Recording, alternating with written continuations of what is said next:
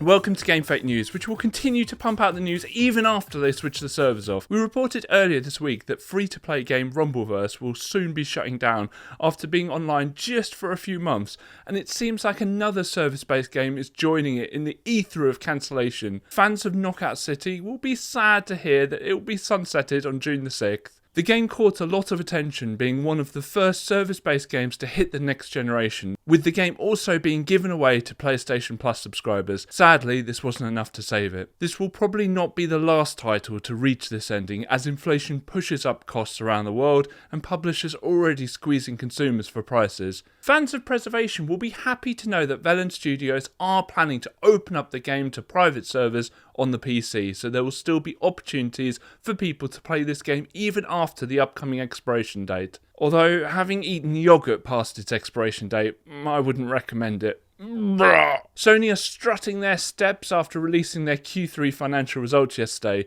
PlayStation 5 hardware sales jumped up significantly and first-party software nearly doubled. This news must have got them buzzing because they're now predicting that the first 3 months of this year will double the PlayStation 4's peak shipment record, which is just insane. There was also some good news for PlayStation Plus, which has recovered some of the ground it lost after last year's revamp. They didn't, however, reveal any internal discussions they've had about their top-tier premium subscription, which has not received an awful lot of love. We need to make the extra tier look like it's good value. Why not make a tier above it? That is so awful, it makes the extra tier look like good value. You could also add some PlayStation 2 games to it. Maybe we'll just promise to add PlayStation 2 games.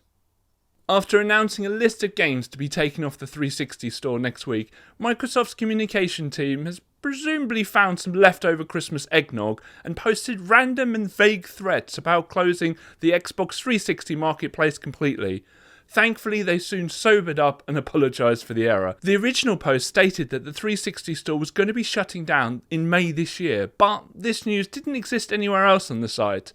People started to get suspicious over the lone post, only for Microsoft to clarify that the article was posted in error. The bearer of the news was obviously not going rogue, and this would most likely have been news that wasn't yet rubber stamped by the suits above.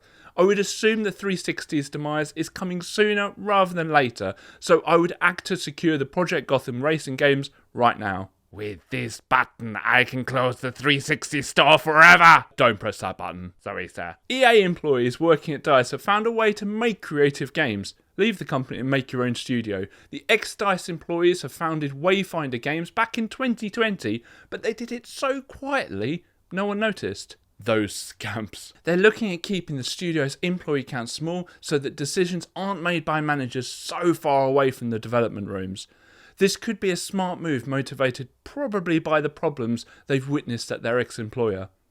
The 4 founders bonded over a love of tabletop games and will focus on creating engaging RPG games. I'm hoping they steer clear of microtransactions though, given that all of them have Battlefront 2 on their resumes. Ayo! PlayStation 5 beta testers have been treated with a glut of new features on their consoles. The biggest is that PlayStation has finally added Discord, meaning the crossplay has suddenly got a lot easier. The update also enabled variable refresh rate for 1440p, the ability to manually add game captures to the app, and better access to the PS4 save data. The beta testing will mean that Sony are gearing up for a wider release, but will be making sure that they patch any bugs that crop up. No, we accidentally added Skype instead! The Coalition, the team behind the Gears games, is apparently working on the next game in the franchise. This comes after the studio were rumoured to have cancelled 2 other projects and have reportedly been affected by the recent layoffs. Giant Bomb reporter Jeff Grubb claimed that the studio is full steam ahead on Gears 6. The landscape in gaming now feels like it's encouraging teams to work on tried and tested games that have proven to make money.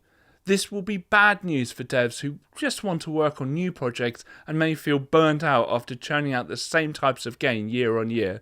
Why don't we re-release Gears 5 and call it Gears 6? We could give everyone sombreros this time. The Nintendo Direct rumours have been on overdrive this week, with some hilarious leaks dribbling out of Reset Era. VGC, however, have decided to commit an article to claim that the upcoming Direct will drop next week. They've obtained the news from Giant Bomb's Jeff Grubb, who has apparently heard the showcase will drop on the week starting February 6th. The news has been repeated to him time and time again, presumably from different sources and not the same stubborn person. It will be next week. It will be next week. It will be next week. But something that will definitely be here next week is GameF8 news. See us tomorrow and every tomorrow unless today is Friday because I rest a weekend. See you or not then.